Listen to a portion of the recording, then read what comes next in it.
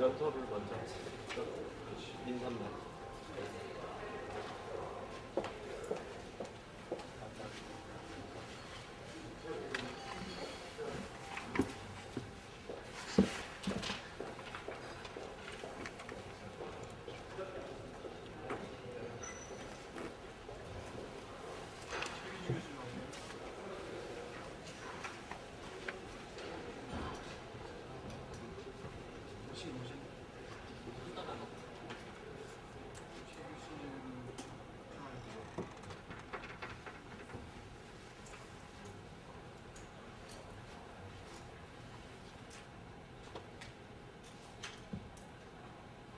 저쪽 반대편에 가서 앉았다가 저쪽도 너무 비어 하니까 아니 권박사 원장님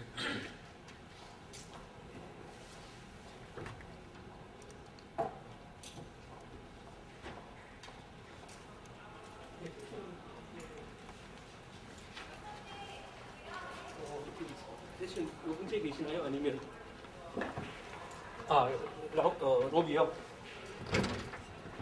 그 지역 연수로 지금 시간대가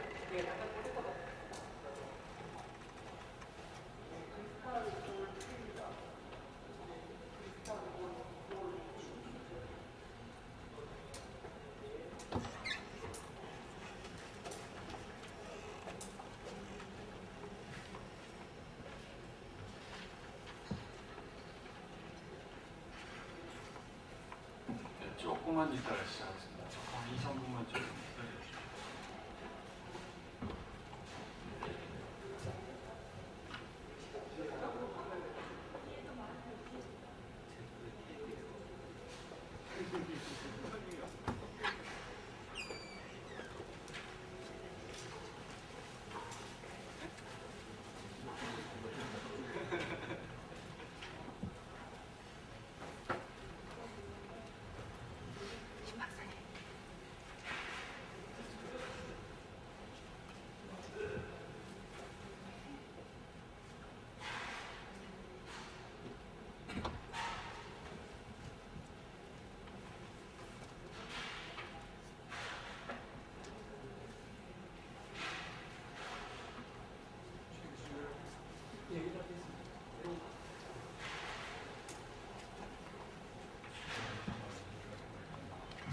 여기 출교 오셔가지고 그래도 저 포디엄이 있어요.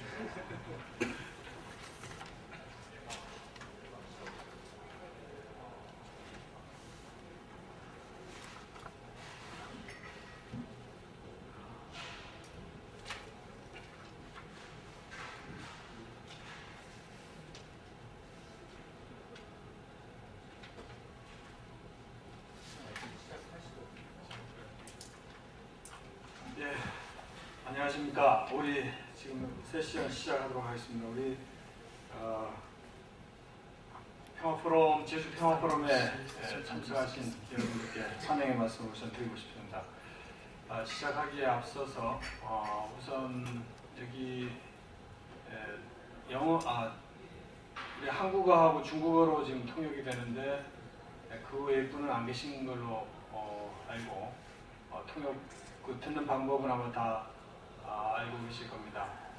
중국어로 말씀하시는 경우는 그 통역기 1번을 드시면 한국어로 통역이 되실 겁니다. 시작하기에 앞서서 우리 인사 말씀을 우리 원장님께서 직접 하시도록 하겠습니다. 한국교통연구원 김경철 원장님을 소개하겠습니다.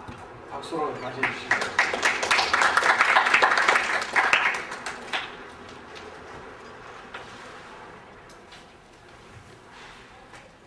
예, 한국교통연구원장 김경철입니다. 오늘 한국과 중국의 고속철도 건설을 통한 국토개발 세미나에 참석하여 주신 모든 분께 진심으로 감사 말씀드립니다. 한국과 중국은 고속철도 관련 기술을 선도하는 대표적인 국가입니다. 이제 고속철도는 사회 경제적 활동에 있어서 중요한 교통수단으로 자리매김하였습니다. 한국은 최근에 최대 시속 430km를 주행하는 해무 430X 모델을 개발하였습니다. 그러나 높은 기능의 기술 개발에도 불구하고 우리나라의 철도 수단 분담률은 16%에 불과한 실정입니다. 우리 대한민국은 기후변화에 대응하는 녹색 성장 정책의 일환으로 고속철도는 2020년까지 지속적으로 확충할 계획에 있습니다.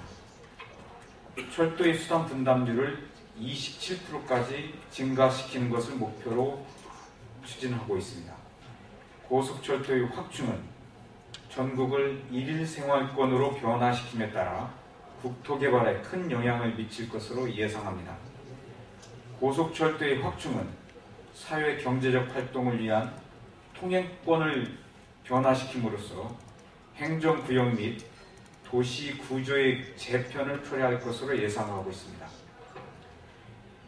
또한 고속철도 건설은 지역 경제의 활성화에도 크게 기여할 것으로 판단됩니다.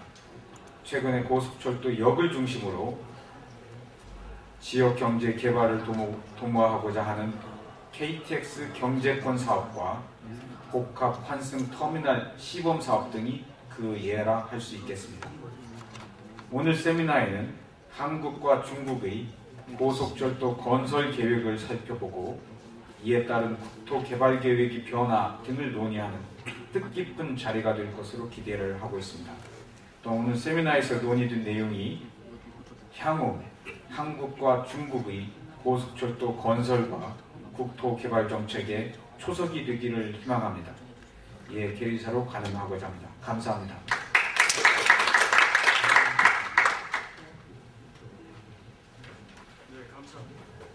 네, 감사합니다. 그러면 오늘 참석하신 발표자하고 토론자를 소개를 먼저 드리도록 그렇게 하겠습니다.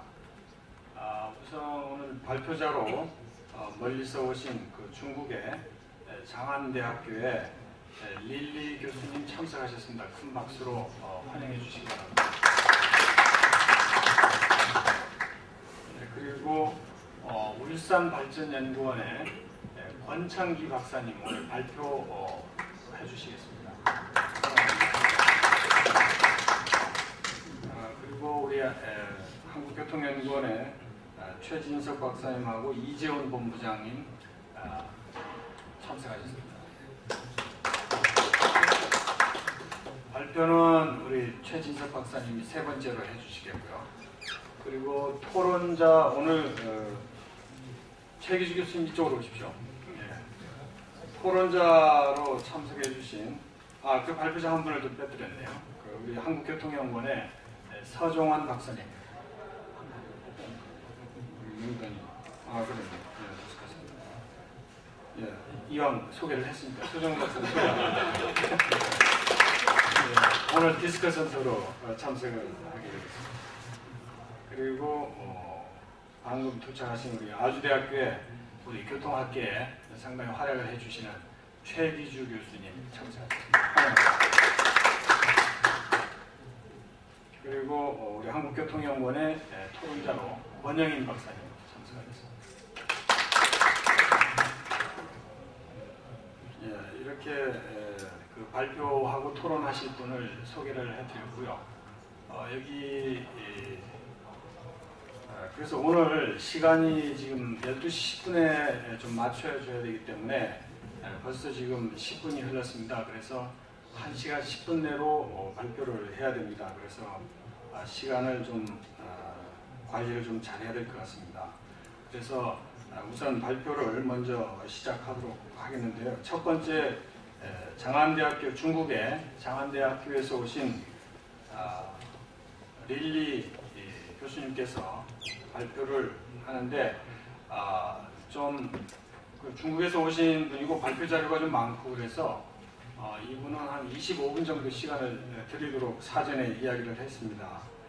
발표 내용은 중국의 지금 코스트 베네핏 시오리에 기반을 한 중국의 고속철도 개발의 그 경제적 영향에 관한 그런 발표를 하도록 하겠습니다. 우선 한 25분 정도 발표를 듣도록 하겠습니다.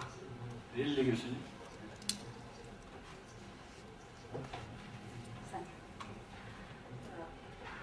各位专家，早上好。非常高兴有这样的机会跟各位专家进行交流我也向你们学习。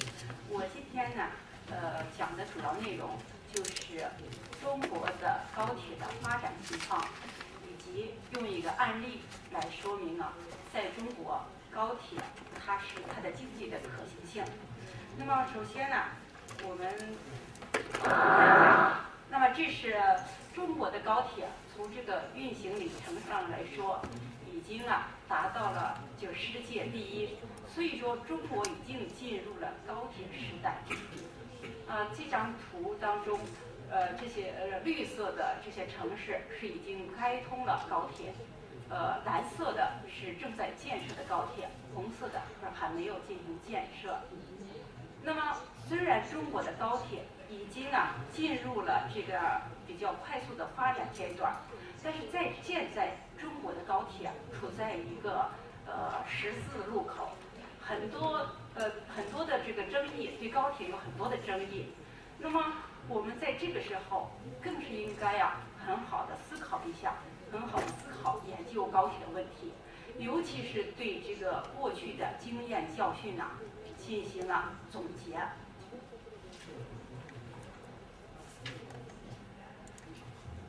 那么这是我演讲的一些主要的内容，主要分5个部分。那么首先呢，我介绍一下中国的高铁发展状况。那么中国开始研究高铁，可以说是从1990年开始的。那么开始建设高铁是从1999年，那么从秦皇岛到沈阳的这段高铁。那么这段高铁是2003年开始运营。在中国，大规模的计划建设高铁是从2004年开始。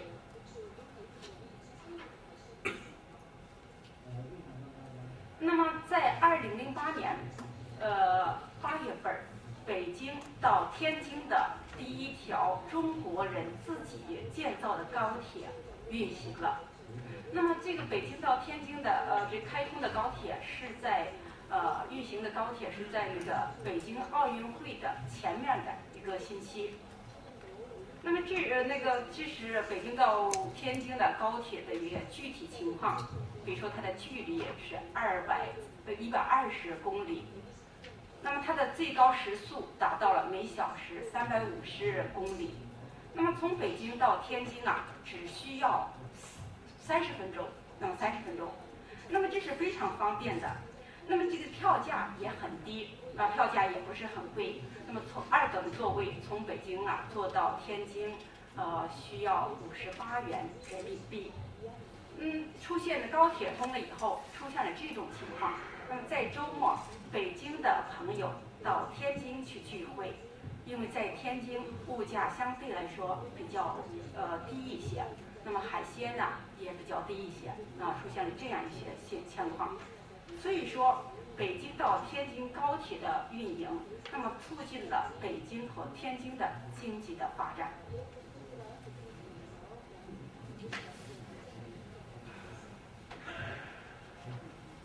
那么中国，那么紧接着，武汉到广州的高铁。郑州到西安的高铁，上海到南京的高铁都相继开始运营。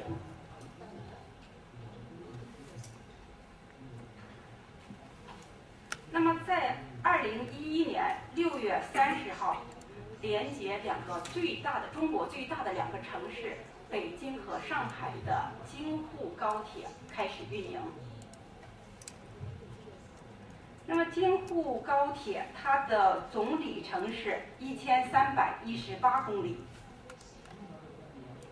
那么只需要5个小时左右，从北京就可以到上海，实现了千里京沪一日环。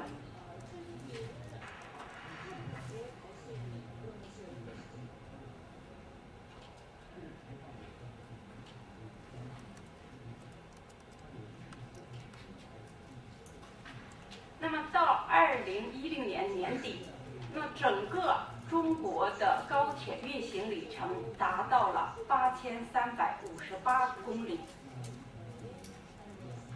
那么预计到2012年，中国高铁的运行里程将达到1万公里，将突破1万公里。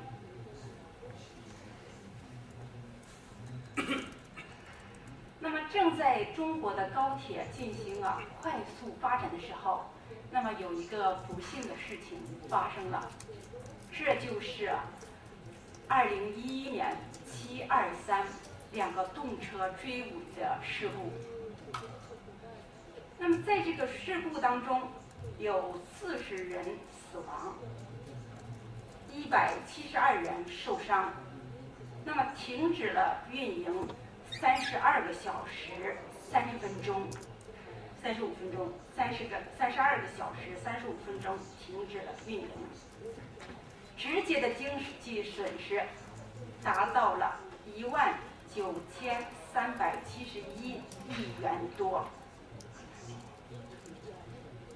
那么这个事件发生以后，那么大家对高铁的这个反面的这个意见可能更多一些。那么好多人指责中国的高铁发展情况。那么从目前来看，对于高铁的发展情况，有2个主要的观点。那么一个是认为高铁的发展促进了国民经济的发展，那么大量的节约了旅客的时间，那么应当继续发展高铁。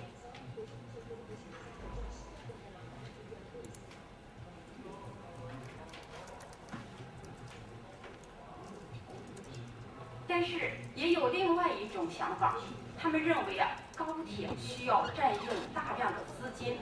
那么在中国资金偏紧的情况下，那么尤其是很多广大的贫困地区，连公路都没有后，他们认为不应该过快的发展高铁，那么甚至就是停止发展高铁。那么再加上还出现了有些情况，高铁亏损严重，上座率并不是很高，这主要是因为高铁的价格偏高。在这里举个例子，那么一般的来说，高铁的这个2等座位的价格，是坐特快列车的卧铺票壳的价格的2倍。如果高铁的1等座位的价格将是坐特快列车它的价格的卧铺的价格的3倍。那么在这种情况下，坐高铁的大量的是一些公务或者是商务这样的一些人，那么导致上座率不高。那么在这种情况下，有些高铁就停止运行了，那么有些就减少了运行的班次。比如说北京到福州的，在运行了2个月以后，那么停止运营。武汉到广州的广州的高铁也减少了运行的时间。那么在这种情况下，那么中国尤其是应当好好的考虑一下，那么高铁将如何去发展？我们是就停止建造高铁呢，还是说有一个很好的对过去的经验教训的一个总结？那么更好的规划我们的高铁如何去发展，更好的管理高铁如何去发展，更好的提高它的技术方面进行。那么这是我们呢中国人呢应当思考的一些问题。那么下面我用一个案例主要是从北京到天津的第一条的高铁的运行这样一个案例来分析一下。那么建造高铁、运营高铁是否会产生一个效益？那么主要是从成本和收益当中来进行。那么首先这个图是一个高铁的一个运行的一个时间的图。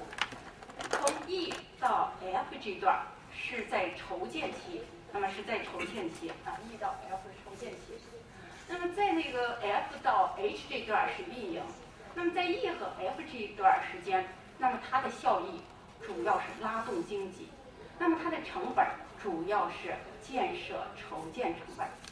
那么在 F 和到 H 这段时间，主要是维护成本，包括整个系统的维护。那么列车的维护，还有那个基础设施的维护等等。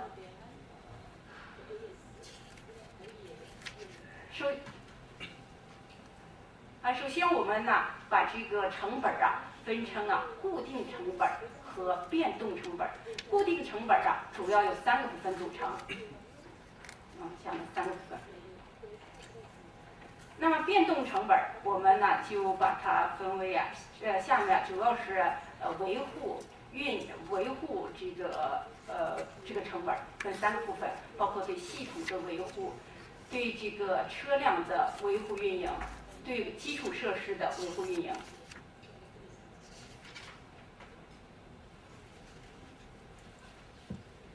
那么我们呢看一下高铁这个高速铁路的利益，那么它的收益，那么高速铁路首先呢把它可以分为直接收益直接收益主要是由于运输提供的服务所带来的，那么主要是体现在一个行业的收益。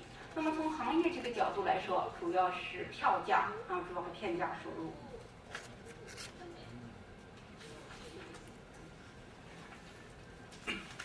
那么高铁除了有直接收益，还存在着大量的间接收益。由于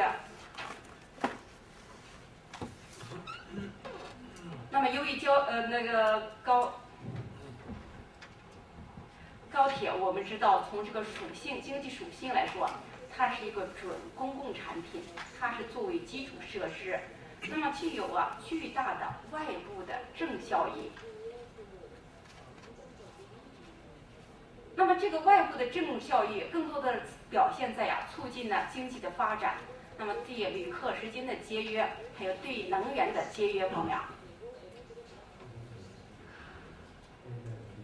那么我们呢用一个案例，从这个收益还有这个成本来进行对比，那么看我们发展高铁，它这个收益和成本它的比较是否有经济上的可行性。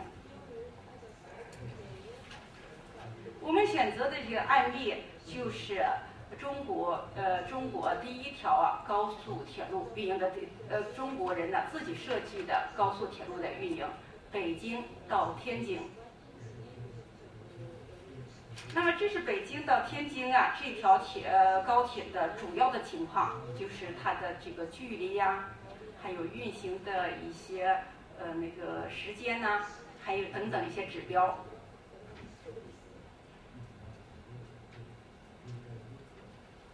The total mileage is 120公里等等。那么它的总的投资总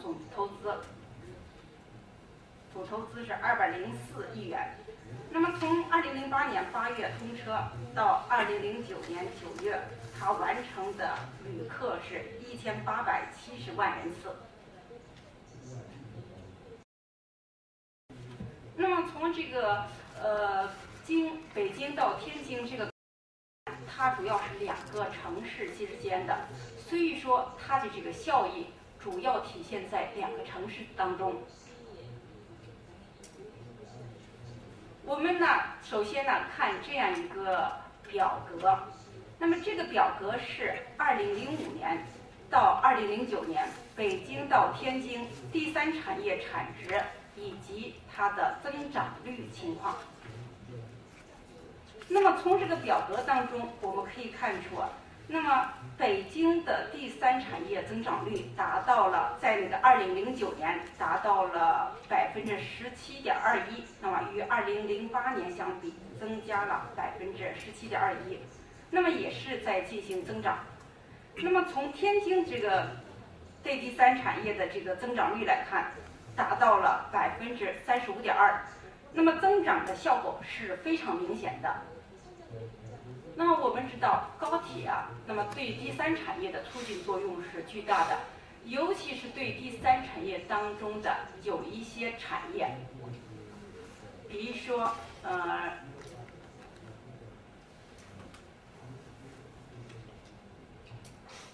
说它的零售，批发零售产业，住宿还有餐饮产业，那么这个影响都是非常巨大的。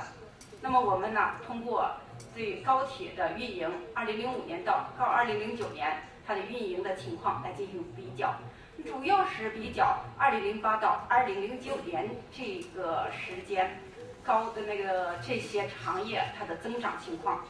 那么从这张图我们可以看出那么高铁在对北京的批发及零售业，它的增长率2009年与2008年相比，增长率达到了43.74%。那这个增长应当是比较高的，但是在这个住宿和餐饮方面却出现了负的5.41%，这是为什么呢？大家能不能想到这是为什么？在2008年的时候是北京奥运会，那个2008年的基数是非常高的。那么对天津就是非常明显了，非常明显。那么它的住宿和餐饮业，它的增长率达到了254.66%。那么在以前，如果是大家到北京去旅游一般只到北京，比如说北京也有很多可以参观的这个景点，故宫还有那个长城等等。但是高铁运营以后，大部分的旅客在到北京旅游的时候，也会到天津去，把天津好像作为一个北京的一个景点。比如说去年我带我的母亲到北京，我知道我的母亲没有到过天津，我就带她用半天的时间坐高铁，坐到了天津，在天津吃了一些海鲜，买了一些那个天津麻花，就返回来了。我母亲非常高兴，她说我这次旅游了2个城市。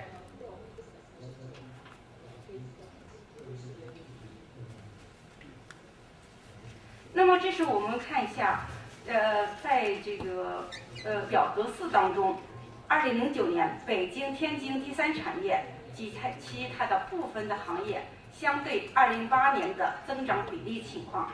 这个表这个数字的计算，我们主要是用到的是2009年与2008年的增长数字，减去2008年和2007年、2006年的增长，这个多增长的部分。那这时我们这是对第3产业的影响高铁对第3产业还有部分的行业的影响。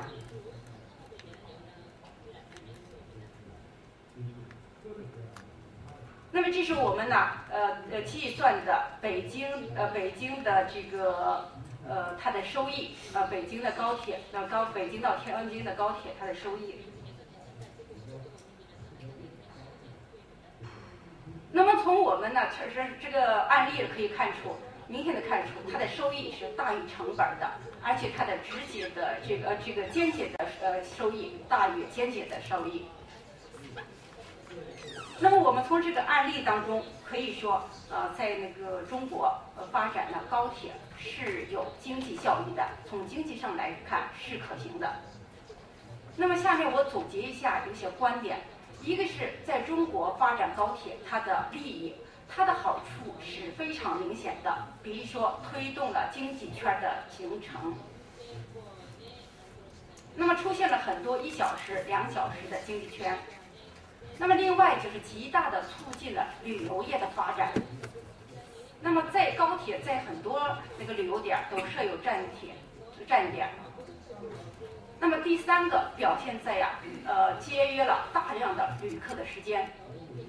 那么第4个表现在就是优化了综合运输的这种形式。那么我们呢说，在中国发展高铁也存在着一些问题，比如说安全问题。除了723特别大的这个交通事故，那么还有一些小的交通事故也经常发生。那么另外第2个方面就表现在它比较高的一些那个花费。那么第3个表现在它非常高的一些债务，出现了非常高的债务。那么目前呢，高速铁路的负债率达到60%。那么还有一个问题，第4个问题就是在中国这些高铁的运营它的这个上座率并不是很高尤其是有些路段的上座率并不是很高。那么第5个方面就是价格还是比较昂贵的，相对于普通的中国人来说，能做得起的还是不多。那么从我的观点来说，第一个是说中国这人是特别多的，那么领土又非常广大，那么发展高铁，那么有可能缓解一下交通的问题。比如说中国的传统的节日是春节，在2011年的春节的时候，那么运送旅客的数量达到了22亿。那么这样多的这些 people 这些人，如果是发展高铁，可以就是缓解这个问题。所以说，一个是从它的人口、领土，还有我们刚才分析的经济性来说，我认为都应当去发展高铁，继续发展高铁。但是我们在发展高铁的时候，一定要注意与中国的经济的情况、与管理情况、与技术情况相适应做好这方面的技术方面的还是管理方面，那么减少或者避免或是完全消除那么这种事故的发生。这是我的演讲。Thank you very much. 예, 박수 한번 쳐주시겠습니다. 릴리 교수님의 발표가 상당히 흥미롭고 유익한 그런 발표를 들었습니다. 지금 중국에 아까 발표를 하셨지만 2010년도에 지금 고속철도 연장이 거의 8,400여 킬로 이렇게 지금 운행을 하고 있고, 우리 지금 한 400여 킬로 되는 고속철도 노선에 비하면 거의 한 20배 거의 되는 상당히 거대한 분량의 그런 고속철도가 운행되고 있는 중국의 고속철도를 소개를 해주셨습니다.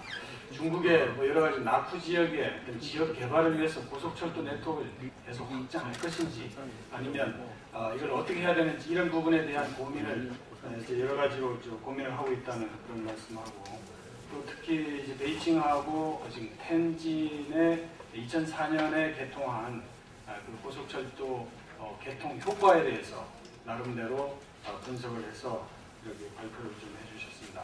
이 발표에 대해서 아마 여러분들 질문하실 내용들이 좀 궁금하신 내용들이 많으실 텐데, 시간 관계상 전부 발표를 끝내고 나서 토론하시는 분들 토론하시고 난 다음에 기회를 드리도록 그렇게 하겠습니다. 우선 시간을 줄이기 위해서 두 번째 발표는 이어서 한국의 고속철도의 그 사회경제적 효과에 대해서 한국교통연구원의 최진석 박사하고 이재훈 박사가 준비해 주신 이 내용을 최진석 박사가 발표를 하도록 하겠습니다. 아까 그 릴리 교수님은 25분을 드렸는데 한 23분 쓰셨어요. 우리 최진석 박사님도 최진석 박사님은 반보다도 한 10분 내로 끝내셔야 아마 시간 관리가 될 것 같습니다. 잘 부탁드리겠습니다. 네, 방금 소개받은 한국교통연구원 최진석입니다. 제가 오늘 발표드릴 것은 이제 제 뒤에 발표하실 우리 울산발전연구원의 권창기 박사님의 그 굉장히 디테일하고 아주 세밀한 그 분석에 어떻게 보면 약간 서론 정도가 되지 않을까 이렇게 생각합니다. 그러니까 국가적인 차원에서 KTX가 개통에 대해서 어떤 효과가 있었는지에 대해서 좀 말씀드리도록 하겠습니다. 세 가지를 좀 나눠 봤는데요. 그래서 이제 뭐 한국의 고속철도가 이제 어느 정도 지금 현재 운행이 되고 있고 향후 어떻게 될 것인가에 대해서 먼저 간단하게 말씀드리고 KTX가 가져온 사회경제적 효과를 실제로 이제 일어났던 일을 중심으로 말씀드리고 몇 가지 그 결론을 좀 시사점을 좀 말씀드리는 그런 순서로 하겠습니다. 먼저 한국의 고속철도 네트워크입니다. 지금 현재 이제 지금 보시면 빨간색하고 보라색이 이제 완전히 신선이고요. 왼쪽에 그 호남선은 아직 개통은 되지 않았고 직결 운행으로 이제 KTX가 운행이 되고 있습니다. 그래서 보시면 아직은 이제 저기 보면 사우스 웨스트 라인이라고 했던 호남철은 아직 건설 중이다 이렇게 보시면 될 것 같습니다. 그리고 2020년까지 이제 정부가 국가철도망 계획에서 고속철도망을 이제 계속 확장할 계획을 가지고 있습니다. 그래서 2020년이 되면 거의 전국의 모든 분들이 이제 KTX를 활용할 수 있고, 그 다음에 대부분의 주요 도시 간의 이동 거리는 90분 이내로 단축된다 이렇게 보실 수 있습니다. 지금까지 저희가 좀 찾아냈었던 KTX의 사회경제적 효과를 좀 말씀드리겠습니다. 먼저 이제 교통 부분에서의 변화를 좀 말씀드리겠습니다. 고속철도가 개통되기 전에 굉장히 붉은색이 많죠. 붉은색이 많은 부분은 서울에서 2시간 이상, 거의 3시간, 4시간 정도의 거리, 4시간이 걸려야만 갈 수 있는 그런 거리가 되겠습니다. 근데 이제 그런 붉은색들이 이제 상당히 KTX 개통 이후에 줄어드는 그런 것을 볼 수 있는데요. 특히 이제 오른쪽에 보시면 울산, 경주 이런 쪽이 이제 초록색 뭐 이런 쪽으로 바뀌었죠. 그러니까 그런 것이 굉장히 큰 의미가 있다 이렇게 보실 수 있겠습니다. 그리고 KTX가 개통이 되고 난 다음에 이제 KTX의 영향권입니다. 그래서 빨간색은 직접 영향권이 되겠어요. 그래서 KTX 역이 있는 그 지역을 얘기하고요. 노란색은 이제 간접 영향권입니다. 간접 영향권과 직접 영향권을 저희가 나눈 이유는 저희 보면 서울과 같은 경우에 굉장히 넓은 이제 노란색이 나타나는데요. 서울역과 용산역에서 KTX를 이용하는 사람들이 어디서 오는지를 저희가 조사해봤더니 저렇게 넓은 지역에서 서울로 와서 KTX를 타는 것으로 나타났거든요. 그래서 그런 것들을 감안한 것이다 이렇게 보실 수 있겠습니다. 그래서 인구로 보면은 간접 영향권 지역의 인구가 한 86.4% 정도 되고요. 거기에 이제 기업을 보면 86.8%, 그다음에 고용도 88.6% 정도 됩니다. 그리고 그러다 보니까 이제 GRDP도 굉장히 높게 이제 되고 있다 이렇게 보실 수 있겠습니다. 그리고 이제 KTX가 개통되고 난 다음에 이제 이분들이 KTX 이전에는, KTX가 개통되기 전에는 무슨 교통수단을 이용했는지를 보면 승용차를 이용하셨던 분들이 가장 많이 이제 KTX로 이렇게 넘어왔습니다. 그 이유는 뭐 다 아시다시피 굉장히 속도가 이동 시간이 짧아졌기 때문에 그런 거다 이렇게 보실 수 있고요. 기존에 뭐 새마을호나 무궁화호를 타던 분들도 이제 많이 넘어왔고, 그 다음에 고속버스 타시던 분도 11% 정도 넘어왔다 이렇게 보시고요. 그 다음에 이제 항공도 이제 많이 넘어왔습니다. 6.6%나. 그리고 소위 말해서 KTX가 있기 때문에 생겨난 새로운 수요도 상당히 많습니다. 그래서 KTX가 이제 서울 부산 간 거리를 2시간 반으로 줄이다 보니까 과거에 4시간 정도 걸릴 때는 1박 2일로 가던 출장을 하루에 갔다 올 수 있기 때문에 출장을 가는 빈도가 더 많아지는 뭐 이런 사례들이 이제 그런 것이 되겠습니다. 그리고 특히 이제 항공 같은 경우 서울과 울산, 그러니까 울산이 이제 2010년에 KTX가 개통이 됐는데 서울에서 울산 간의 이제 항공 수요가 42%나 줄어들었습니다. 반면에 이제 부산은 그렇게 많이 줄어들지 않았는데 아마 저가 항공의 영향이 아닐까. 그리고 2시간 반이나 걸리기 때문에 아직 그 항공 수요가 그렇게 큰 매력을 못 느끼고 있는 건 아닐까 이렇게 생각을 합니다. 고속버스 같은 경우는 이제 울산 좀 이따 권 박사님 발표하시겠지만 굉장히 많이 줄었습니다. 역시 42.7%. 그리고 경주 같은 경우도 34.6%. 저희가 이제 가끔 고속철도 얘기를 하면서 고속철도가 속도만 빠르다 이렇게 생각하시는데요. 사실은 속도도 있지만 대량 수송 수단입니다. 그러다 보니까 상당히 교통 이용 패턴이 많이 변한다 이렇게 보실 수 있겠습니다. 그리고 이제 아무래도 뭐 자동차 수요라든지 아니면 버스 수요를 이렇게 좀 대체하다 보니까 도로에서 발생하는 여러 가지 외부 효과들이 이제 많이 감소가 되거든요. 그래서 저희가 이제 저희 추정한 바로는 3억 2,400만 달러가 연간 줄어든다 이렇게 말씀드릴 수 있겠습니다. 그리고 이제 경제적 효과를 좀 말씀드리겠습니다. 경제적 효과는 아까 우리 릴리 교수님 말씀하신 것처럼 뭐 3차 산업의 비중이 높아지고 하는 것도 저희가 조사를 하긴 했는데요. 그 부분에 대해서 오늘 뭐 말씀드리기보다는 뭐 좀 다른 시각에서 좀 말씀드리려고 제가 이 내용을 좀 적었습니다. 왜냐하면 지금 KTX가 개통된 도시들, 그러니까 역을 가지고 있는 도시들에서는 전부 하나같이 역세권 개발 계획을 갖고 있습니다. 그래서 그런 역세권 개발 계획을 통해 가지고 도시가 KTX가 들어오면서 확보한 도시의 수용 능력을 어떻게 활용할 것인가를 많이 생각하고 있는데 그게 대부분 도시개발 사업과 연계되고 있다 이런 말씀드리겠습니다. 자세한 내용은 울산을 중심으로 좀 들을 수 있을 것 같습니다. 그리고 이제 저희 연구원에서 뭐 많이 도움을 주고 있는 이제 복합환승센터 사업 역시도 이제 같이 추진되고 있다 이렇게 볼 수 있겠습니다. 저희는 그렇게 봅니다. 복합환승센터가 KTX 역에서 이제 선행되면 그 역 주변의 어떤 수요가 굉장히 늘어나기 때문에 반드시 역세권 개발로 이어질 것으로 보고 있습니다. 지금 현재 동대구하고 울산 그다음에 뭐 아직 개통은 안 됐지만 익산 같은 경우에 복합환승센터 사업이 상당히 구체적으로 진행되는 것으로 알고 있습니다. 그리고 이제 우리나라는 아직까지는 이제 철도공사라는 공사가 이제 철도를 운영을 하고 있는데요. 그러다 보니까 이제 고속철도가 개통된 이후에 굉장히 수입이 이제 여러 가지 방면에서 수입이 늘어났습니다. 제일 먼저 이제 물론 실제로 KTX를 운영해가지고 이제 늘어난 수입도 있고요. 그리고 이제 새로운 비즈니스가 이제 만들어진 것도 있습니다. 그래서 새로운 비즈니스 하면은 대표적인 것이 지금 KTX 역에 이제 회의실을 임대하는 이제 그런 사업이 되겠는데요. 2004년도에 KTX 개통되고 난 다음에 2005년도에 한 회의실이 한 6개 정도밖에 안 됐었는데 지금은 전국적으로 51개 정도 운영이 되고 있고 이용자도 첫 해에 한 4,000명 정도 이용을 한 반면에 지금은 뭐 30만 명. 지금이 아니라 2008년에는 30만 명이 지금 한 50만 명 정도 이용하는 것으로 제가 알고 있거든요. 그래서 그런 것들이 굉장히 많은 변화이고 그다음에 수입 측면에서도 굉장히 큰 수입이 되고 있다 이렇게 보실 수 있습니다. 그리고 이제 KTX 특성입니다. KTX 특성이라는 것은 간단하게 말씀드리면 이렇습니다. 제가 실제로 이용한 건데 서울에서 자갈치시장의 횟집에다 전화해서 어떤 회를 보내라 그러면은 KTX 역으로 갖다 줍니다. 그러면 KTX 특성을 타고 2시간 반 만에 서울역에서 저희가 받을 수 있거든요.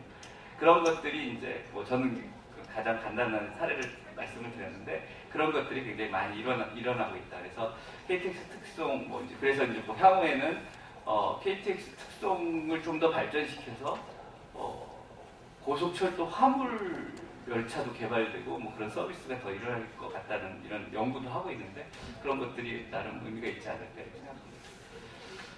간단하게 결론하고 의견을 좀 시사점에 대해서 한 말씀 드리고 이제 마치도록 하겠습니다. KTX가 개통이 되고 난 다음에 우리나라 소위 말하는 간선 교통에 큰 변화가 있었습니다. 그래서 KTX 수요는 굉장히 늘어났고요. 그 다음에 다른 수단을 이용하던 수요가 상당히 KTX로 이동되어 왔다. 이렇게 볼 수 있고요. 그러다 보니까 KTX 역이 과거에 이제 단순하게 열차를 타는 장소에서 사람들이 모이고 흩어지는 그런 교통의 중심지가 됐습니다. 교통 거점이 됐다라고 얘기하고 뭐 트랜스포트 허브가 됐다 뭐 이렇게 얘기도 할 수 있는데요. 그래서 KTX가 이제 교통 부분에 굉장히 큰 변화를 가져왔다는 것이고요. 두 번째는 KTX를 이용한 새로운 경제적 활동이 상당히 많이 나타나고 있다. 뭐 이렇게 볼 수 있겠습니다. 예를 들면 뭐 아직까지는 역에 이제 컨벤션 센터까지 만들어지진 않았지만은 뭐 저희 여수 엑스포가 생겼을 때, 여수 엑스포가 개최된다고 했을 때 국토부에서 제일 먼저 했었던 게 이제 KTX 직결 운행을 이제 뭐 빨리 개통하려고 노력하는 뭐 이런 것들이 있었거든요. 그래서 KTX라는 것이 그런 어떤 국제적 행사를 유치하는데 상당히 의미가 있는 어떤 교통수단이 되어 있지 않나 이렇게 볼 수 있고요. 그 다음에 KTX는 과거에 이제 도로는 우리나라의 그 화물 수송, 물류 부분을 굉장히 그 효율적으로 만들면서 경제 발전을 많이 이뤘는데 철도 같은 경우는 아직은 화물보다는 사람이 더 많이 이용하거든요. 그러다 보니까 저희는 KTX라는 고속철도는 어떤 그 지식산업을 발전시킬 수 있는 네트워크가 아닌가 이렇게 봅니다. 그래서 지식산업의 어떤 그 발전의 루트가 되지 않을까 이렇게 생각을 하고요. 그 다음에 비즈니스 트립 중심으로 이제 아무래도 수요가 형성되어 있기 때문에 그런 것들이 이제 그 지역 발전에 도움이 되지 않을까 이렇게 생각합니다. 그래서 시사점으로 이제 마지막으로 말씀드릴 것은 KTX 개통은 이제 물론 교통 시설 투자인데 그것을 지역에서는 지역 발전의 계기로 삼아야 된다. 그래서 그러기 위해서는 지역 발전 계획, 도시 발전 계획이라든지 아니면은 산업 입지 계획하고 연계시켜서 KTX를 잘 활용한다면 그것이 지역 발전과 더 나아가 국가 발전까지 이룰 수 있는 아주 좋은 계기가 아닐까 이렇게 말씀드리고 싶습니다. 이상 발표 마치겠습니다. 감사합니다. 박수 한번 부탁드립니다. 예, 지금 10분을 조금 초과했는데 그 시간을 충분히 드렸으면은 여러 가지 그 많은 하고 싶은 이야기가 많았을 텐데 많이 줄여서 잘해주셔서 감사합니다. 시간 줄이기 위해서 이어서 바로 울산발전연구원의 권창기 박사님께 발표 부탁드리겠습니다. 권 박사님은 20분 드리겠습니다. 시간을 꼭 지켜주시기 바랍니다. 예, 반갑습니다. 울산발전연구원의 권창기입니다. 국내 사례 중에 뭐 KTX 개통 이후에 그 비수도권 지역에 있는 KTX 사례 중에서 뭐 울산이 가장 성공적인 사례로 평가를 받고 있습니다. 그런 점에서 우리 지역의 성공 사례를 우리 국내 여러 교통 전문가 그리고 우리 중국의 릴리 교수님까지 모셔가지고 이렇게 비교 관점에서 같이 논할 수 있는 기회를 주신 코티에 감사를 먼저 드리겠습니다. 제 발표는 크게 두 가지입니다. 개통 2010년 10월에 개통 이후에 울산에 이제 새로운 강력 교통수단인 KTX가 생기고 그 효과가 실제로 지역에 어떻게 나타났는지를 한번 살펴보고요. 그리고 이런 효과의 어떤 그 결정인자들, 어떤 것이 소위 말하는 이런 성공 요인을 불러오게 된 어떤 기반이 되었는가, 또 그리고 역세권 개발을 포함해서 고속철도 역세권과 고속철도 도입으로 인한 지역 파급 효과가 어떤 정책적인 함의를 가지고 있는지 이런 부분에 대해서 설명드리도록 하겠습니다. 지금 여러분들 보시는 화면의 하단에 있는 것이 울산 역세권 개발 계획의 조감도입니다. 물론 뭐 꼭 저렇게 될 거라고 저희는 희망을 하고 있습니다만 아마 앞으로 5년 혹은 10년 뒤에 KTX 울산역을 방문하시면 이런 모습이 이루어지는 것을 아마 목격하시리라 기대하고 있습니다. 앞서 최 박사님이 이제 소위 말해서 국토의 전반적인 차원에서 매크로한 측면에서 말씀하신 부분에 대해서 저는 좀 더 우리 지역, 울산 지역을 중심으로 말씀을 드려야 되는데 이제 그 사전에 조금 아셔야 될 부분이 경부 고속철도 사업은 2004년에 개통은 했으나 그 당시에는 1단계 개통이었습니다. 그러니까 서울서부터 부산까지 전선 개통이기는 하지만 일부 구간은 구선을 이용했습니다. 그게 이제 동대구에서 부산 구간인데요. 그때는 이제 기존의 철도에 밀양역을 우회하는, 그래서 이 당시에는 신경주역과 울산역이 없는 상태였고, 2010년에 이제 나머지 구간인 동대구역과 부산 구간이 이제 완공이 되면서 거기에 신경주역하고 우리 울산역이 들어가 있습니다.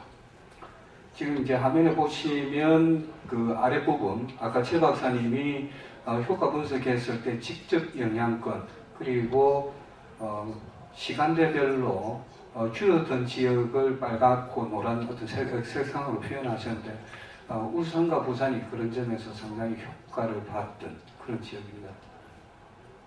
제가 오늘 여러분들한테 이제 말씀드릴 거는 KTX 울산역 개통 이후에 여러 가지 사회 경제적 파급 효과에 대해서 좀 들여다보고, 그것을 통해서 어떤 이제 정책적인 지원 수단들이 있어야 되는가, 그리고 더 나아가서는 지역 발전을 위한 고속철도의 어떤 정책적인 임플리케이션, 시사점을 말씀드리도록 하겠습니다. 간단하게 이미 여기 참석하신 우리 국내 참석자들은 잘 알고 계시지만 울산광역시에 대해서 잠시 설명을 드리면요. 가장 먼저 말씀드릴 수 있는 것이 GRDP, 1인당 지역 총생산 비중으로 봤을 때 국내 제1의 부자도시입니다. 서울이 26,000불이고요. 울산이 45,000불 정도 됩니다. 물론 거기에는 여러 가지 논란이 있다는 것도 분명히 존재하고 있습니다. 그 다음 굉장히 넓은 지역을 광역시 행정구역으로 가지고 있습니다. 서울이 1.7배고요. 인구는 2010년 현재 112만. 그래서 1997년에 울산광역시 성격 이후에 계속 한 15년 동안 인구가 전국의 광역시급 규모의 도시로서는 성장하고 있는 그런 성장 도시입니다. 그리고 무엇보다 중요한 것은 산업 도시고요. 이제 현대자동차, 현대조선, SK 해서 국내 굴지의 중화공업의 본사나 본거지를 가지고 있는 도시입니다. 상대적으로 이런 이제 도시로서의 위상이나 산업적 역량에도 불구하고 우선 상당히 조금 그동안 강력교통망에 있어서는 굉장히 좀 소외된 지역이라고 많이 평가를 받았습니다. 그래서 2003년도에 울산광역시의 KTX역 유치가 확정이 됐을 때 우리 지역에서 가장 이제 기대했던 부분은 이런 도시의 위상에 걸맞은 강력교통 체계를 기반을 가진다는 점이었습니다. 지금 오른쪽 화면에 보시면 위성 영상에 빨간색으로 나타나 있는 지역이 KTX 울산역이 입지하고 있는 지역입니다. 그런데 이제 기존의 동대구역, 대전역, 서울역, 부산역의 경우에는 도심을 통과하는 도심 통과역이고, 울산의 경우에 시외곽역입니다.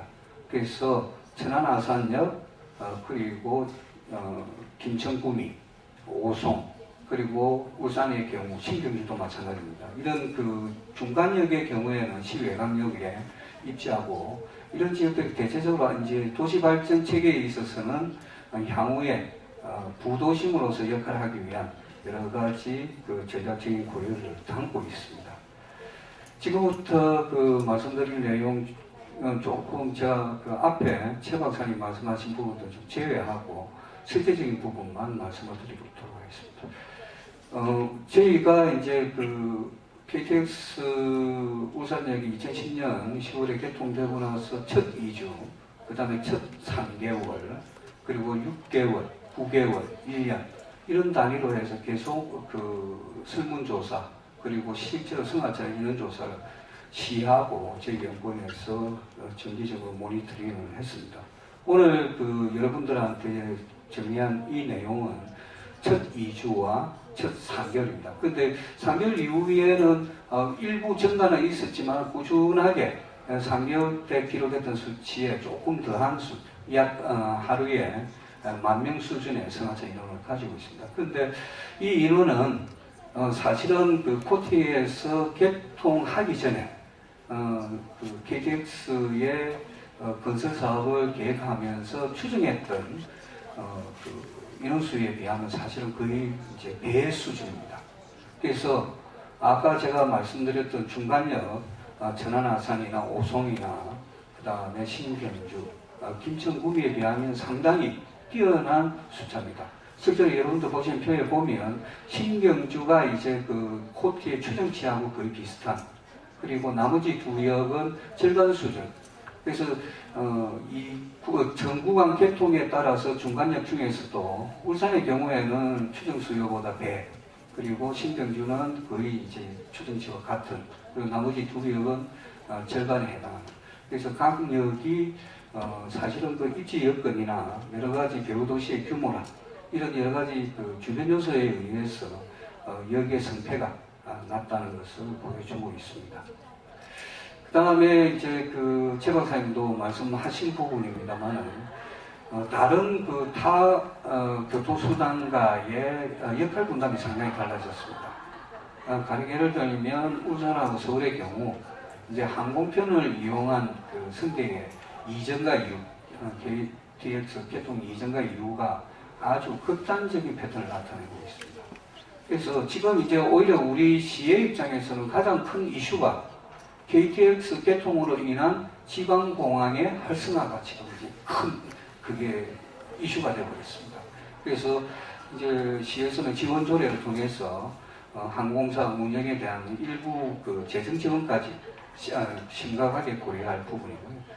사실은 그 개통 시점 전후에서 부산공항, 그러니까 김해공항의 어떤 역할 축소에 대해서 상당히 국내선에 부분 많았습니다만, 부산의 경우는 거의 그런 부분이 나타나지 않았고, 대구하고 울산이 항공 부분에서 수도권과 서울과의 항공 구간에 상당한 승객 감소가 일어나고, 그 다음에 이제 거리별로 그 교통수단의 강력 교통수단의 그 분담에서 이제 중부권하고 뭐 대전이라든지 천안, 아산 이런 지역들하고 연결하는 부분에서는 상대적으로 기존의 철도, 고속철도가 아닌 기존의 철도하고 버스상, 그러니까 소위 말하는 고속버스겠죠.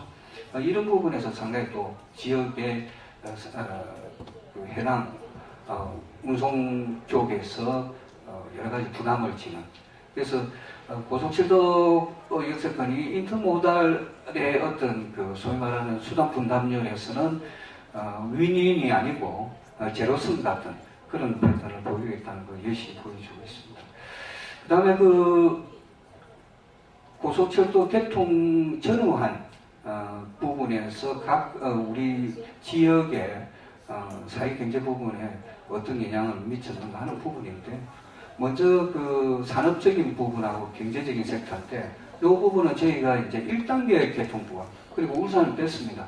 그런데 전반적으로 뭐 서울이나 천안, 아산이나 대전, 그 다음에 대구, 부산 모두 기존의 고속철도로 인한 제조업 분야에서는 상당히 효과를 못 보고, 오히려 이제 지식 기반한 서비스, 또 고급 서비스 이런 부분에 상당히 어떤 고용이나 어떤 그 전체 효과가 상당히 나타나더라.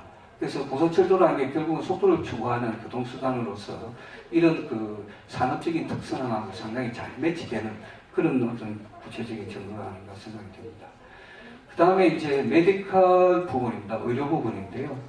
이 부분은 이제 지역에 따라서 좀 편차가 있었던 것 같습니다. 뭐 가령 예를 들면 이제 울산의 경우에 개통 후하고 전하고, 그리고 최근에 작년에 하반기에 저희가 조사한 내용들을 보면 실제로 그 수도권에 유출되는 의료 환자의 수가 크게 증감은 없었습니다. 그런데 문제는 소위 말하는 암이라든지 중증질환 이런 고급 의료 서비스가 필요한 그 기간이 지역 내에 없는 관계로 수도권에 그런 부분이 나타났다. 그래서 결국은 어떤 의료 서비스 질의 어떤 차별화 이런 부분에 따라서 전체 의료 산업에 미치는 영향이 일부 있는 것으로 저희가 판단이 되었고요. 그 다음에 이제 관광 부분입니다. 관광 부분은 이제 울산이 산업도시이면서도 관광에 관련된 여러 가지 자원들을 가지고 있었기 때문에 상당히 고속철도 도입으로 인한 효과를 기대했던 과목이고요. 이 부분에서 나름 상당히 좀 긍정적인 효과인데, 이것은 조금 저희들이 적어도 뭐 앞으로 한 5년 정도의 긴 텀을 가지고 같이 봐야 될 부분입니다. 왜냐하면 고속철도 개통이 되면서 바로 관광의 여러 가지 자원들하고 연계하는 산업들이 이렇게 정리가 안 되어 있기 때문에 이런 효과들이 실제로 구체적으로 나타나는 것을 지켜보기 위해서 좀 시간이 필요하지 않는가. 하지만은 대체적으로 긍정적인 효과를 기대하고 있습니다. 그 다음에 이제 판매 부분인데, 이 부분은 지역 내에서 좀 논란이 있었습니다. 이제 대구의 예를 들면서 소위 말하는 그 고급 샤핑, 명품이나 뭐 이런 샤핑에 대해서는 아마 고속철도가 지역 내에 어떤 그 구매자들을 상당히 수도권으로 옮겨가는 거 아닌가 하고 걱정을 했었는데, 실제로 그렇게 보이지는 않은 것 같고요. 오히려 해운대 울산 고속도로가 2009년에 개통이 되었습니다. 그리고 이제 2009년 이후에 부산 센텀을 비롯한 해운대 지역의 쇼핑몰들이 생기면서 오히려 고속철도로 인한 쇼핑 지역 내 구매 고객의 역외 비출보다는 그런 그 고속도로에 의한 효과가 더 심각하게 나타난다 하는 점이 조금 특이한 점이고요. 이제 그런 부분에서 저는 뭐 unclear 혹은 ambiguous, 굉장히 좀 모호한 부분이고 조금 더 우리가 지켜봐야 될 부분이 아닌가. 그 다음에 이제 실제로 인구 유출입에 있어서 어떤 효과가 있었을까? 이 부분에 대해서는 저희가 순유입이 많습니다. 계속 저희들이 3개월 단위로 조사를 해보면 여전히 개통 후와 개통 전이 있어서 유입 효과가 나타나는데, 문제는 이것이 정말 고속철도 그 수단 자체의 도입으로 인한 직접 효과인지 아니면 다른 전반적인 지역 경제의 뭐 양원 환경으로 인한 고용의 증가라든지 이런 다른 그 간접적인 요인에 의한 것인지에 대한 상관관계는 사실 다소 좀 불분명하고요. 여기에 표현은 안 되어 있습니다만 부동산에 관련된 주택가격 저희들 한번 조사를 해보니까 개통 전, 개통 후의 차이가 긍정적인 것으로 나타났습니다. 이것도 앞서 말씀드린 인구의 유입 효과하고 마찬가지로 일부 뭐 고속철도 도입이 공헌은 할 수 있으나 그것이 결정적인 어떤 그 요소다고 말씀드릴 수는 없을 것 같고, 그 다음에 제가 그 역세권에 대해서 잠시 말씀을 드리겠습니다. 밑에 조광도 역시 이제 역세권의 그 울산 역세권 개발의 조광도입니다. 저희들 우리 지역에서 그 고속철도 역세권 도입의 기대 효과 중에 직접적인 효과는 이제 타 강력 교통수단, 기존의 버스나 비행기, 항공을 제외한 또 다른 그 고속 수단을 제공한다는 그런 의미도 있었지만, 그보다 또 다른 그 저희들 기대 효과는 사실 역세권 개발을 통해서 시외강역인 울산 KTX 역세권이 부도심으로 성장하는데 어떤 그 기반이 될 수 있도록 저희들이 계획해 보는 거였습니다. 그래서 뭐 그 부분에서 저희들이 여러 가지 계획들을 만들어 봤는데, 실제로 해보니까 이제 지역의 관광산, 특히 이 울산역이 입지에 있는 지역은 신불산, 가지산 해서 1000m 이상 고봉이 5개가 밀집되어 있는 지역입니다. 그래서 뭐 우리 지역에서는 동남권 지역에서는 영남 알프스라고 많이 소개가 되어 있는데, 이런 그 주변의 관광 자원들하고요. 그 다음에 이제 최근에 거기에 그 여러 이제 그 새로운 사업들, 가령 예를 들면 대우조선, 그 다음에 삼성 SDS 뭐 이런 첨단 산업들이 입지를 결정했습니다. 그래서 이런 산업의 어떤 지원 역할을 하는 교통 거점으로서의 역할, 뭐 이런 부분들 하고, 그래서 이런 부분들을 이제 총체적으로 잘 아우르고 통합시킨다면 단순한 고속철의 그 수단에 대한 도입뿐만이 아니고 수단을 근거로 한 지역의 어떤 도시 발전의 거점으로서의 역할을 충분히 수행할 수 있지 않을까 저희들 기대하고 있고, 이런 점에서 이제 저희들이 과거에 했던 연구 중에 동남권 전체 지역을 대상으로 해서 강력 공간 구조가 어떻게 개편되는가 하는 것을 위성 영상 분석을 통해서 저희 해봤는데, 왼쪽에 그 보시는 게 1985년, 그리고 오른쪽에 보는 게 2005년입니다. 그러니까 약 20년 동안 시가 지역들이 어떻게 이제 넓어진가. 빨갛게 표현된 부분이 시가 지역들인데요. 특히 2005년의 경우에는 예전하고는 다르게 창원, 진해, 마산까지 포함해서 울산까지 이렇게 역L자형의 강력 도시 공간 구조가 형성이 되어 있습니다. 그런 점에서 이 KTX 역할 상당히 있고요. 또 이런 점들이 지역 간의, 동남권 내 지역 간의 기능적 연계에 상당히 도움을 줄 것이다 하는 그런 부분들을 저희들이 발견할 수 있었습니다. 그 외에 이제 여러 가지 그 지역과 관련된 부분, 특히 이제 고속철에 접근하기 위한 피드라인이 어떤 수단들이 있을까? 그 중에 저희들이 이제 그 논의했던 부분이 부산과 양산, 그리고 KTX 울산역이 입지에 있는 언양지역까지 연결되는 소위 말하는 그 지역의 경전철의 어떤 순환망의 도입 필요성, 이런 것들도 저희들이 찾아보았고요. 그 외에도 이제 기존의 CBD에, 그러니까 울산으로 치면 중구나 동구, 남구를 중심으로 해 기존 도심에 있는 업무 중심 지구의 역할을 일부 옮겨오는 것에 대한 여러 가지 그 논의들이 필요했었고요. 그리고 무엇보다도 이제 이 KTX 울산역의 경우에는 경부 고속도로에 그 울산 인터체인지가 있는 부분입니다. 그래서 국도, 고속도로, 고속철도, 그리고 지방도 해서 이런 그 다수단의 어떤 교통수단들이 뭉쳐져 있는 지역이기 때문에 이런 접근성이나 이런 부분들을 활용한 소위 말하는 TOD 방식의 새로운 도시 개발의 진행이 우리 지역에서 필요하다는 것을 제시해 주고 있습니다. 간단하게 그 말씀을 드리면 이제 결론 부분인데, 울산역의 사례를 통해서 고속철도의 파급 효과에 대해서 그러면 우리가 어떻게 그 규정 지을 수 있는가? 저는 이 부분에서 굉장히 선택적이다 하는 말, 셀렉티브하다는 이야기를 드리고 싶습니다.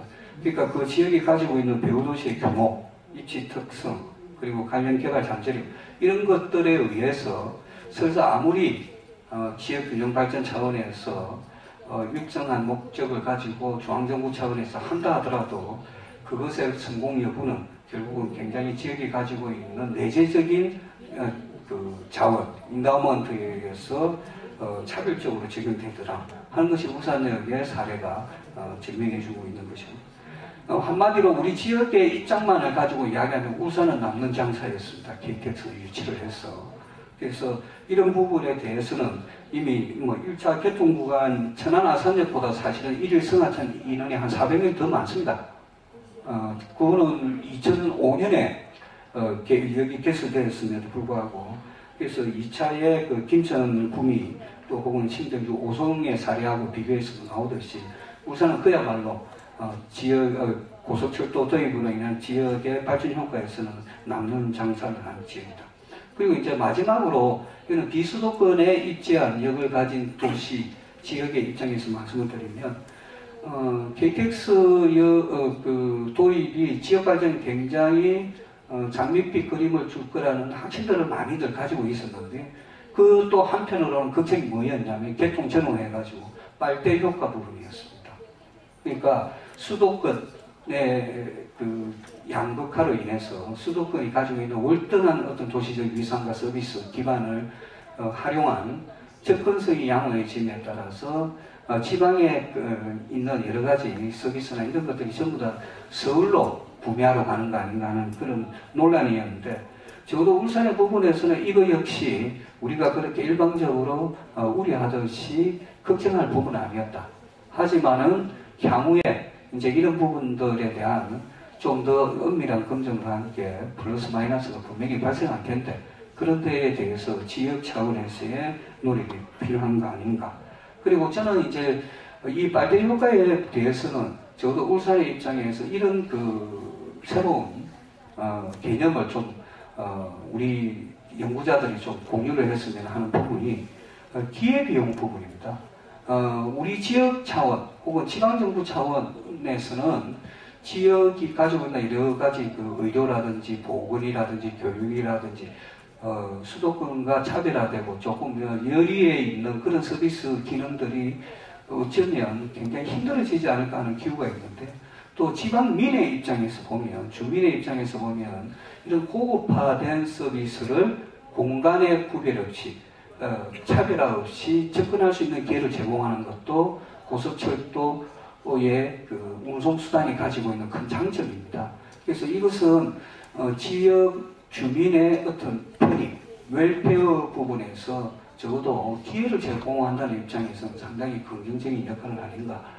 그래서 이런 어떤 다양한 해석도 우리가 함께 논의해야만이 양극화된 또 어떤 우리 국토구조 내에서 고속철도의 위상이나 역할에 대한 좀 더 대안적인 어떤 그 점검과 모색이 있을 수 있지 않을까 생각합니다.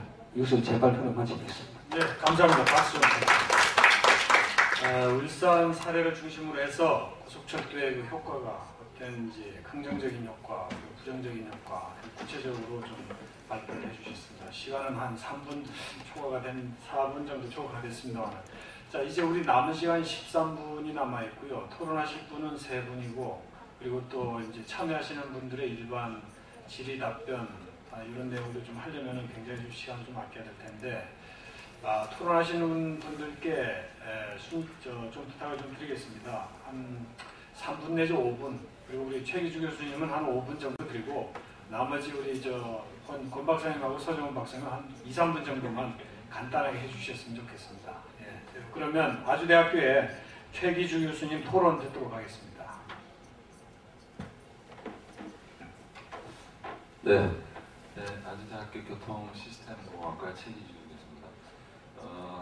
우선 뭐 이렇게 제주 평화 포럼을 맞아서 제주도에 이렇게 올 수 있는 기회를 부여해주신 교통연구원에 감사드리고, 또 오늘 그 발표해주신 발제자 3분의 토론도 감사하게 잘 들었습니다. 저는 뭐 사실 여기 철도 쪽에 아주 뭐 기술적인 전문가는 아니지만, 제가 그간에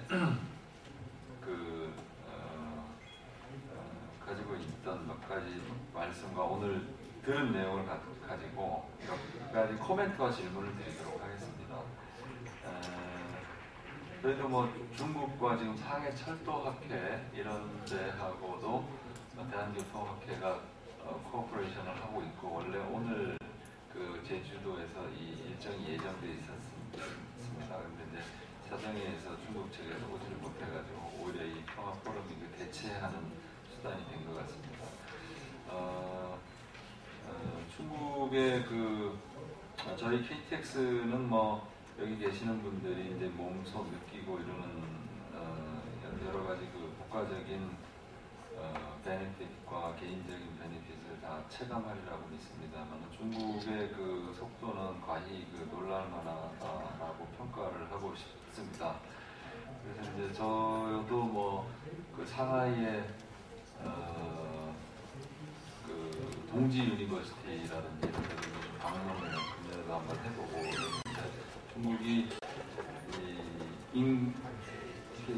급속도로 이렇게 연장을 늘리고 하는 부분이 우리나라에서는 사실 여러 가지 이유로 불가능한 것인데, 지금 뭐 10,000km, 13,000km까지 달성을 한다고 하는데, 이런 부분이 과연 얼마나 지속 가능한 건가 하는 부분에 대해서 한번 질문을 드려보고 싶은 생각이 있습니다. 그 이유는 아무래도 타는 사람들이 이 공무원 철도부에서 주로 이제 계획을 세우고 하지만은 이 승객의 밸류 오브 타임이 뒷받침된 그런 라이더십, 승객 수요가 지속적으로 있지 않으면은 그런 나중에 이제 생기는 이런 캐피탈 리커버리 문제가 저는 관심이 좀 많고, 과연 될 수 있는 건가 하는 그런 생각에서 이제 국가 중심적으로 공무원 철도부가 하고 있고, 북철, 남철 이렇게 해가지고 시공을 하고 있는 그런 부분에서 그런 부분이 이제 좀 궁금하고요. 만성적자와 대규모 부채가 이제 예상이 된다는, 사실 모든 게 잘 안 되고 어려운 그런 부분이죠. 그리고 저도 뭐 최근에 이제 중국에 좀 왔다 갔다 하고 이러면서 이제 5종 출행 고속도로, 우리나라는 7x9이라 그러죠. 그런 게 있는데 거기는 이제 5종 출행이니까 가로축으로 7개, 세로축으로 5개, 5종 실행고속도로 20만 이상이 되는 그렇게 연결하고 8종 8행에서 50만 이상이 되는 철도로 연결한다 그런 계획을 갖고 있는 걸로 알고 있습니다. 그래서 그런 이제 계획은 저희도 20년 전에 이제 해서 지금 어느 정도 인프라가 마무리되는 그런 부분인데 이제 베이징하고 푸저우 같은 경우도 이 승객이 너무 없다 보니까 이게 중단한 사례도 있고 이제 그런 부분이 있어서 인프라에 이제 이 투자가 아무래도 내수시장의 부양이라는 측면 그런 측면에서 이제 쭉 진행이 됐는데 과연 그런 부분이 이제 요금이 또 얼마인지 하고 지속 가능한지 이런 부분을 한번 궁금한 차원에서 한번 질문을 한번 드려보고 싶고요. 또 하나는 중국 자체의 고속철도 기술 수준이랄지 이런 부분은 뭐 세계적이라고 듣고는 있습니다. 그러나 제가 상해를 한 5, 6년 전에 한번 갔을 때 한 430km로 달리는 그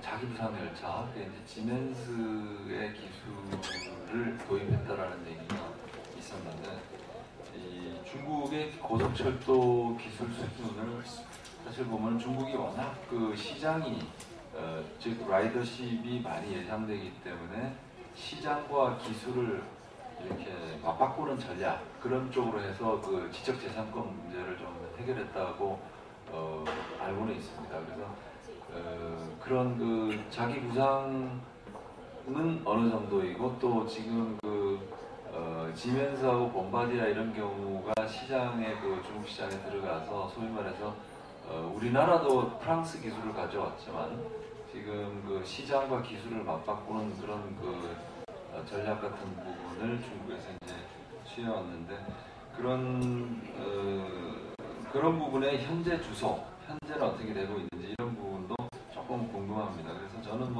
제가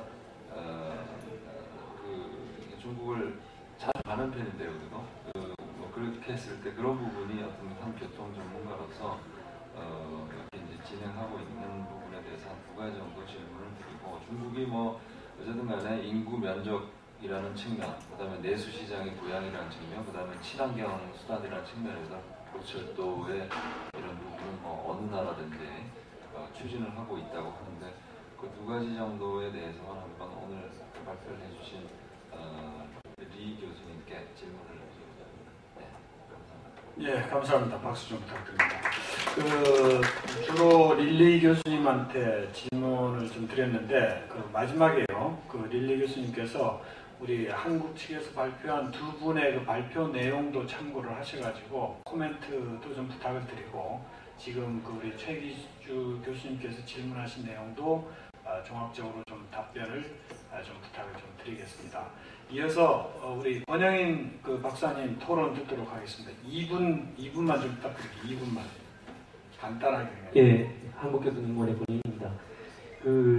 오늘 중국에서 발표한 내용을 보면 릴리 교수께서 발표한 내용을 보면 중국의 고속철도를 2004년에 계획을 시작해서 2008년에 운행을 개시했고 2010년에 8,000km 그리고 올해 말까지 아마 거의 10,000km를 운행한 걸로 계획이 되어 있습니다. 오늘 발표는 안 했지만 중국의 고속도로 같은 경우에 1990년대 말에 건설을 시작해서 최근까지 거의 한 10만 km, 1년에 5천에서 10,000km 정도를 건설한 급속한 교통시설의 변화가 일어나고 아마 그러한 교통시설의 변화가 국가 경제 발전을 이끌지 않았나 하는 생각이 듭니다. 중국 내에도 마찬가지고 우리나라도 마찬가지인데 우리나라 같은 경우에는 고속철도에 의해서 원 네이션 원 시티라는 컨셉이 이루어지고 있는데 중국 같은 경우에는 원 네이션 원 시티는 아니더라도 아마 원 리전 원 시티 상하이라든가 북경이라든가 대도시권의 강력화가 더욱더 가속화되고 좀 더 거시적으로 보면 우리나라와 중국과의 항공 여객의 증가에도 고속철도나 고속도로 없는 시기에도 이미 급격한 증가가 일어나고 있지만 이러한 고속도로의 변화로 인해서 급격한 변화가 일어나지 않을까 하는 생각이 듭니다. 따라서 우리나라에서 중국을 갈 때 또는 중국에서 우리나라를 올 때의 어떤 국제 여객 내지는 상호 방문할 경우에도 많은 영향을 미치지 않는가 하는 생각이 들고 그런 부분에 대해서 고민을 하고 준비를 해야 되지 않을까 하는 부분하고요. 두 번째는 중국하고 상하이, 중국의 베이징하고 상하이가 한 1200km, 1300km 정도 되는데 우리 서울에서 북한이 지금 단절되어 있지만 북한을 경유해서 중국으로 갈 경우에 1000km 내외인데 중장기적으로는 그 북한이 개방될 경우에 이를 대비해서 어떤 고속철도망 계획을 지금 좀 고민해야 될 걸로 생각이 듭니다. 네, 이상입니다. 네, 감사합니다. 박수 좀 부탁드립니다. 타이머의 시간 정확하게 울림과 동시에 끝내주셔서 너무 정확했습니다. 아무튼 하실 말씀 많은데 감사합니다. 이어서 우리 서종원 박사님 간단히 또 2분만 정확하게 좀 부탁드릴게요. 대한교통연구원 서종원입니다. 저는 이제 리디 교수님 발표 자료를 약간 부연 설명을 드렸습니다. 중국은 그 2008년도에 처음 고속철도가 개통이 되면서 불과 4년 사이에 지금은 제가 알기로는 10,000km가 넘었습니다. 이미 작년 그 북경 상해 고속철도가 연결되면서 10,000km가 넘었고요. 지금 그 중국은 일반 철도가 지금 거의 10만 km, 고속철도가 10,000km 이상, 올해 말 되면 11,000km까지 진행된다고 이렇게 나와 있고요.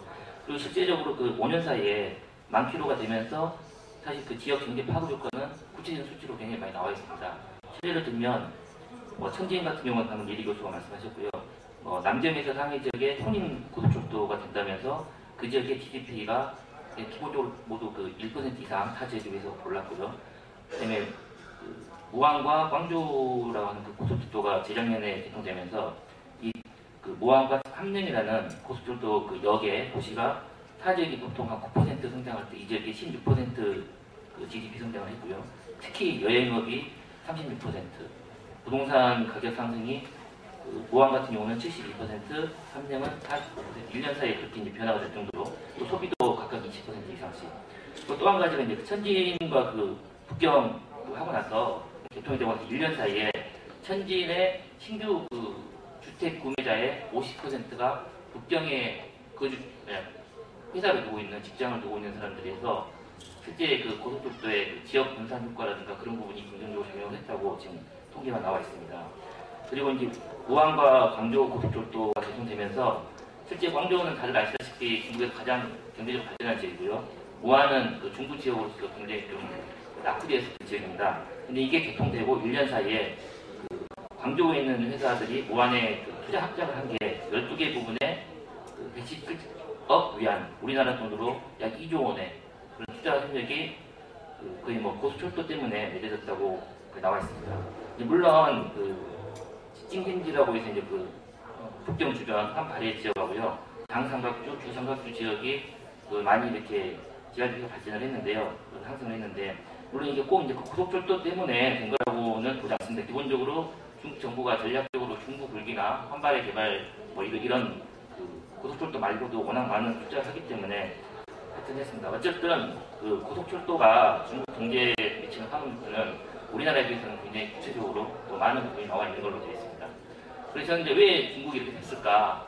혼자 생각을 해보니까 우리나라 고속철도와 그 중국 고속철도의 계획이나 그 배경이 약간 달랐던 것 같습니다.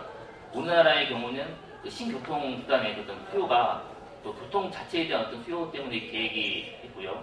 중국은 어떤 그런 고급 서비스보다는 중국이 전략적으로 자원 배분을 또 원활히 하고 그 지역 균형 발전이라는 국가 전략과 관계가 되면서 처음 시작부터 경제를 발전시키기 위해서 그 고속철도를 나왔다는 점에서 효과가 있고요. 마지막으로 이제 그 어떤 이렇게 중국이 고속철도와 그 망이 굉장히 발전을 하는데 그럼 우리나라는 어떻게 대응을 할까? 제가 생각할 때는 그 중국 그 여기 전용선 특히 그 고속철도가 발전하면서 기존에 부족했던 화물 열차 노선이 기존 노선이 다 화물로 넘어가면서 그 노선이 남게 됩니다.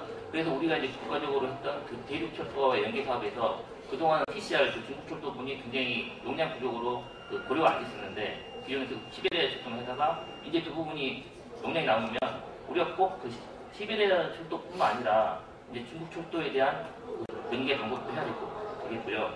그리고 아까 말씀하셨던 그 북한을 통한 한반도 전체적인 고속철도망에서 중국과 바로 연계가 될 수 있도록 그러면서 지금 약간 중단된 면도 없지 않았지만 그 한중 휴대전화 부분도 다시 한번 고려가 될 필요가 있다고 생각합니다. 간단히 이거를 좀 마치겠습니다. 예, 감사합니다. 수고하셨습니다.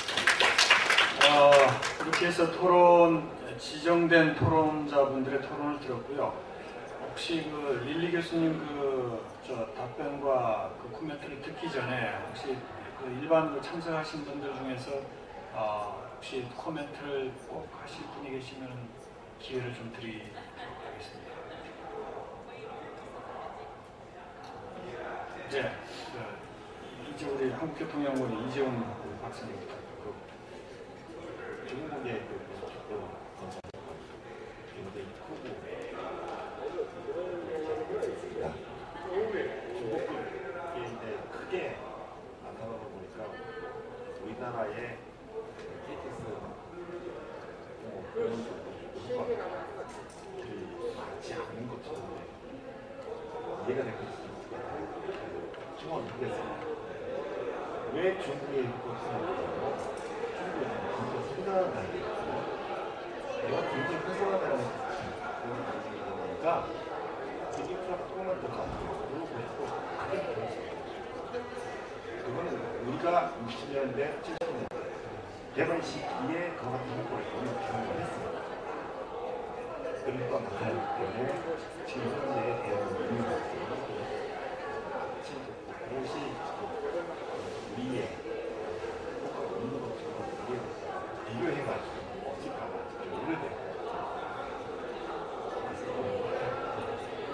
좋은 포인트인 것 같습니다. 자, 그러면 우리 중국에서 오셔가지고 발표해 주신 릴리 교수님께 아까 질문하고 우리 쪽에서 발표한 한국의 고속철도의 효과라든지 이런 부분에 대해서 느끼신 점을 조금 한 3분 정도, 2분 내지 3분 정도만 말씀해 주시면 부탁드리겠습니다.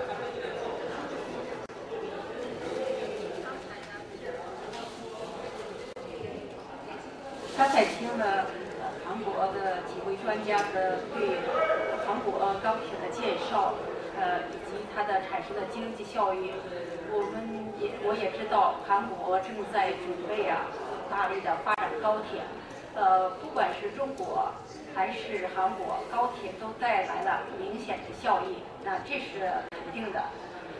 但是中国和韩国这两个国家还是有些差异的，比如说中国人口很多，那么在发展规模上，那么还有其他方面，我们可能还是要根据各国家的实际情况经济水平等等来决定。那么下面我对几位专家提出的问题做一个解答。一个是崔教授提出来的，那么崔教授他对中国的高铁看来是非常了解的。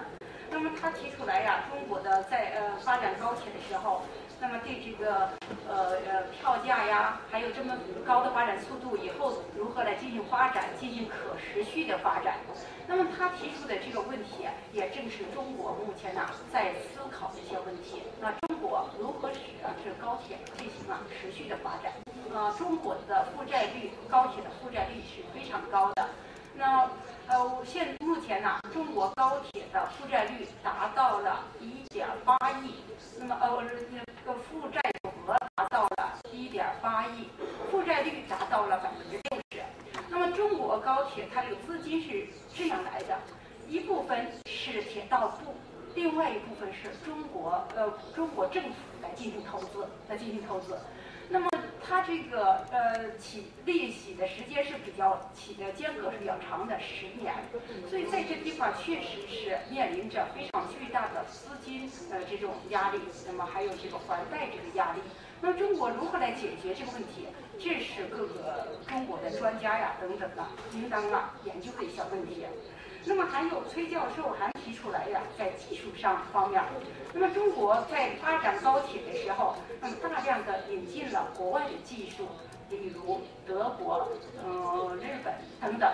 那么后来从那个2008年开始，中国也开始有了自主的这个技术，那么大力发展自主的技术，比如说北京到天津的这样高铁，这是中国人自己设计的自己专利。